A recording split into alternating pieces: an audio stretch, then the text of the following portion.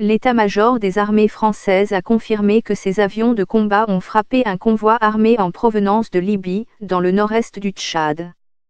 Dans un communiqué, l'armée française a précisé que ces frappes conduites par des Mirage 2000, engagées depuis la base de N'Djamena, ont eu lieu le 5 et le 6 février.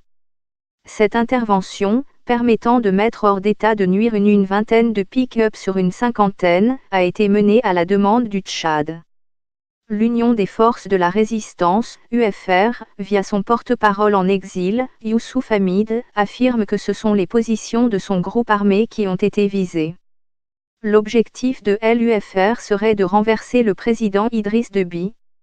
Le groupe armé avait déjà tenté de s'emparer de la capitale, N'Djamena, en 2008.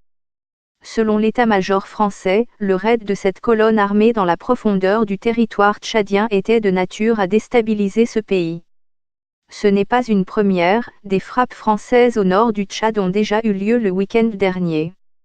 Des frappes aériennes françaises au Tchad depuis l'arrivée au pouvoir d'Idriss Déby en 1990, qui avait renversé Hissène Habré, la France a soutenu militairement le Tchad.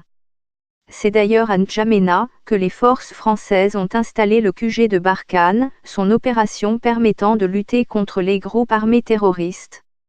Violents combats entre rebelles au Tchad. Deux chefs de l'opposition n'ont pas hésité à critiquer la dernière intervention militaire française en la qualifiant d'inappropriée. Le cabinet de la ministre française des Armées, Florence Parly, s'est défendu en argumentant que sur le plan du droit cette intervention répond à une demande d'assistance formelle d'un État souverain à l'égard de la France. Le G5 Sahel tarde à recouvrer les fonds promis.